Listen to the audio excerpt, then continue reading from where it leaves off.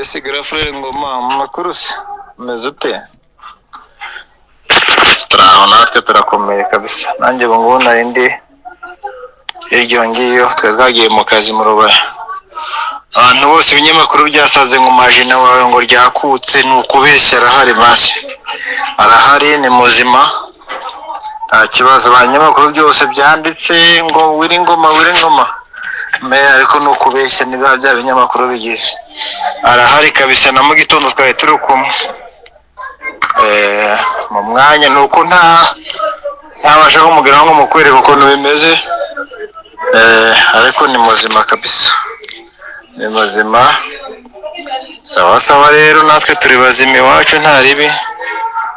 Komera cyane.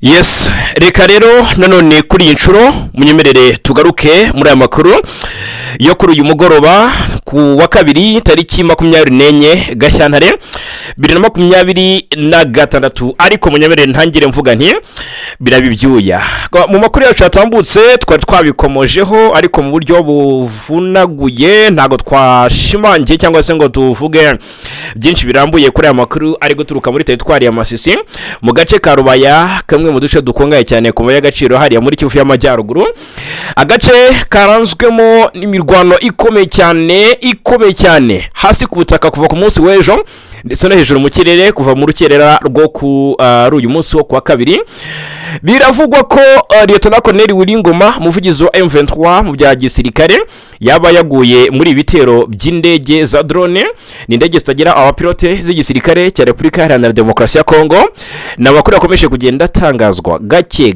ibinyamakuru bimwe na bimwe abanyamakuru bamwe na bamwe bakurande rwa guverinoma Kinshasa bakagenda babitangaza ariko maginga ya ndabona na bimwe mu binyamakuru bitandukanye bikugenda bishimangira iby'iyi nkuru turaje dukotinge kinyamakuru bwiza dukotinge kinyamakuru umuseke dukotinge n'abandi ba bloggers batandukanye turebere hamwe ibyo bari kugenda bavuga abarebera hafi bera mu rasirazo rw'igihugu cya Kongo bari kugenda batangaza iki ni igihombo gikomeye gutakaza umuntu nka Lieutenant Willy Ngoma nyeka ko ari inkuru iza guca igikuba muri M23 cyangwa se ituma rwose abenshi bumva basuherewe kubera ko ni umuntu w'ingenzi cyane biravugwa rero ko yamaze kusiga ubuzima muri Kivu y'Amajyaruguru reka mpere ku byatangajwe n'umunyamakuru ubogamiye ku ruhande rwa guverinoma ya Kinshasa Daniel Micombero waje avuga ati umuvugizi w'ingabo za coalition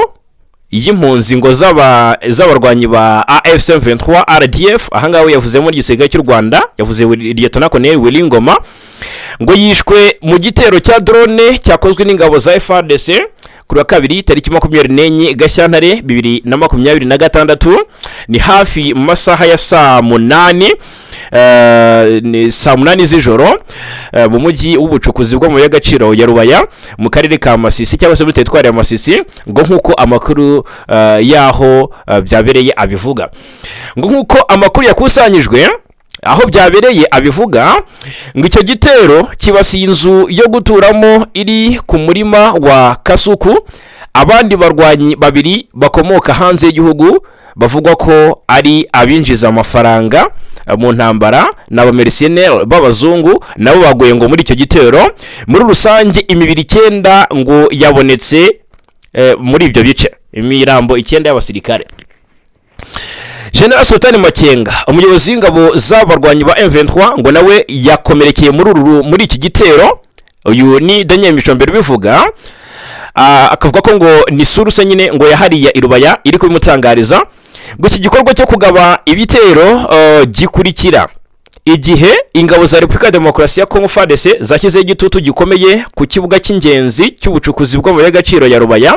ahantu hakomeye mu bucukuzi bwa Koruta hashyizweho n'abarwanyi ngo kuwa kabiri tariki 30 Mata 2024 nibwo M23 yafashe Rubaya rero urupfu rwa Lieutenant Willy Ngoma ruri kuvugwaho byinshi bitandukanye ndaje babwire na bimwe muri gutangazwa na Alliance Fleuve Congo nkeka ko niba ari iyo tweet yabo turabibabwira nabyo ikinyamakuru umuseke kije kivuga kije gitangaza kiti reka naho ninjiremo neza ubundi mbabwire mwabana ibintu biri kubera i Rubaya ni ibintu biteye ubwoba cyane, ni ibintu biteye impungenge cyane, ni ibintu byasubije bubisi urugamba. Ikinyamakuru Umuseke kisha kivuga kiti Lieutenant Colonel Willy Ngoma, cyanditse umutwe uvuga ngo Lieutenant Colonel Willy Ngoma wari umuvugizi wa M23 yarashwe. Ni inkuru yasohotse mu masaha ya mbere ya saa sita. Ngo Lieutenant Colonel Willy Ngoma wari umuvugizi w'ihuriro AFC23 biravugwa ko yarasiwe mu gitero cya drone cy'ingabo za Congo FARDC mu gace ka Rubaya. Ngo bamwe mu bari ku ruhande rwa leta ya Congo baremeza ko Lieutenant Colonel Willy Ngoma yarashwe mu masaha y'igicuku ashyira saa 9 z'ijoro ni saa 8:42 z'igitondo hafi y'umurima munini w'uwitwa Gahizi. Kugeza ubu ntacyo AFC23 ubwinyi ikinyamakuru cyandikaga inkuru cyavuze ko ntacyo M23 iravuga kuri aya makuru. Icyakora Lawrence Kanyuka umuvugizi wa politiki wayo yatangaje ko agace ka Rubaya kibasuwe n'ibitero bya drone kimwe n'agace ka Karere. Yanditse kuri X ko mu masaha ya saa 8 n'igice drone z'ingabo zarashe zidatoranya i Rubaya mu bice bituwe byica abasivile b'inzirakarengane. Amakuru yizewe Umuseke utangaza ko wamenye ngo nuko Lieutenant Colonel Willy Ngoma yarashwe arapfa. Ngo na amakuru yizewe Umuseke wamenye ngo nuko Lieutenant Colonel Willy Ngoma yarashwe arapfa. Umunyamakuru Steve Wembi uba hafi cyane ya Joseph Kabila ndetse na AFC23 yatangaje ko ngo igitero cya drone za FARDC cyagabwe ku modoka z'abayobozi ba AFC23 cyakora ntiyavuze abo cyahitanye. Kugeza ubu ku mugaragaro ntabwo AFC23 iremeza urupfu rwa Lieutenant Colonel Willy Ngoma kimwe n'ingabo za leta ya Congo FARDC ntacyo zirabivugaho. Willy Ngoma yamamaye cyane ubwo M23 yatangizaga imirwano mu mwaka wa 2021 yagiye agaragara yerekana intwaro zafashwe n'abasirikare ba Congo bafatiwe mu mirwano ndetse anavuga ahantu bahafashwe. Uyu mugabo yagezwe amajanja kenshi ubwo AFC23 yafataga Uvira mu kuboza umwaka wa 2025 nabwo ingabo za leta Congo zari zamubitse ko arashwe na drone gusa nyuma za kugaragaza ko ahari. Nahangaha rero maginga y'abantu benshi ari kwibaza batese byaba ari bya bindi bisanzwe bya guverinoma ya Kinshasa. Willy Ngoma yongeye kuvugwa cyane ashushubikanya abacancuro b'abazungu bari birundiye mu mujyi wa Goma, murabyibuka, bakaza kusohokamo basebye cyane banyuze mu Rwanda. Urupfu rwe rwaba ari nyundo ikubiswe mu mutwe wa AFC23 bitewe n'umuhate wo kwiyemeza Lieutenant Colonel Willy Ngoma yagaragaje muri iyi myaka 4 ishize y'intambara. Intambara ziri muri Congo zafashe indi sura ni nyuma y'uko Congo izanya abacancuro b'Abanyamerika bo muri Blackwater. Ibitero bya drone byagiye byibasira cyane ibice birimo Minembwe, Karehe ndetse kuri ubu bimeze nabi cyane i Rubaya. Mu Minembwe ho ibintu byacitse byadogereye, amakuru yazo avuga ko hakomeje kugabwa ibitero karahutaka.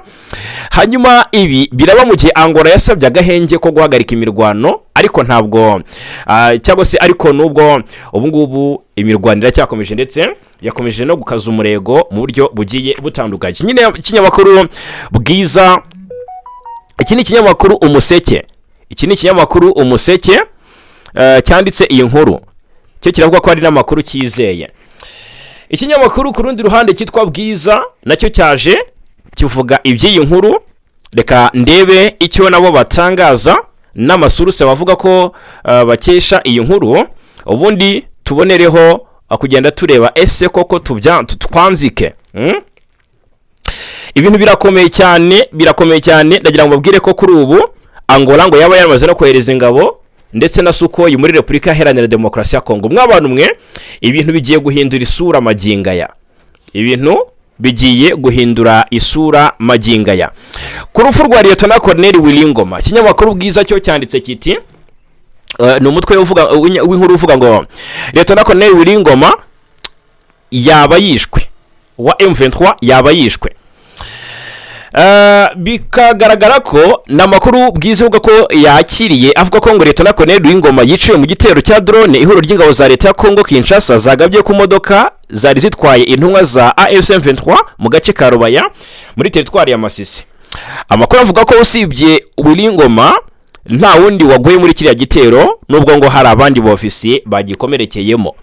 Uyu muyobozi wa AFC23 ubu ubuyobozi bwa M23 ntiburemeza amakuru y'urupfu ku mugaragaro rwa Willy Ngoma. Ahangaha birasa nkaho ari bimwe n'ibyatangaje ikinyamakuru Umuseke. Hanyuma ndagira ngo mubyumve neza urupfu rwa Willy Ngoma. Mbonye hari screenshot ya tweet bigaragara ko ari ya AFC M23 cyangwa se Alliance Fleuve Congo M23, basa n'abavuga ko mu by'ukuri ari inkuru z'igihuha ngo il les commerçants encore avec les informations qui n'ont jamais et de source. Niho kuvuga ngo barongeye cyangwa se barasubiriye gutangaza amakuru y'ibihuha cyangwa se gukwirakwiza amakuru adafite inkomoko cyangwa se amasuruse yizewe. Ahangaha ngo nk'uko bamwe babivuga Willy Ngoma ngo yapfuye. Basa nk'ababiseka cyane batekiye inshasa mu bikorwa byayo nyine bya propaganda kutangaza amakuru y'ibihuha ku rupfu rwa bamwe mu bayobozi ba M23 bahanganye n'amaginga ya.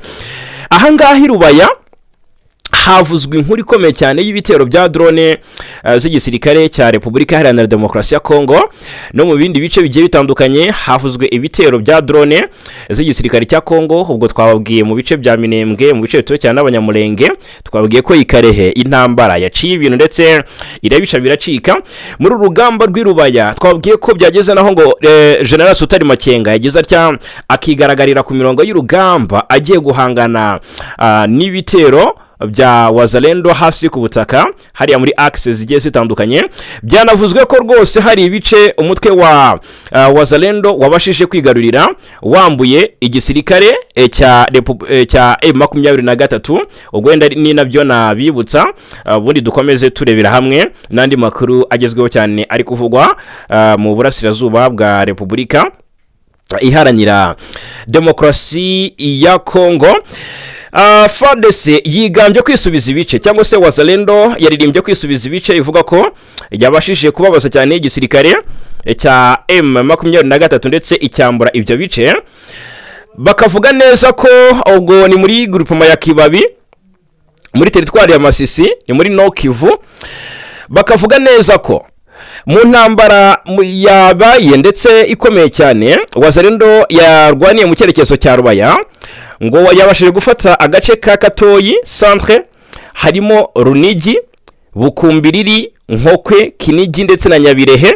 Ariko kandi ngo wazalendo basubijwe inyuma na M23 mu duce twa Lumbishi na Kashovu. Hagati aho ngo hagaragaye abaturage benshi barimo bahunga berekeza Ingungu na Rubaya.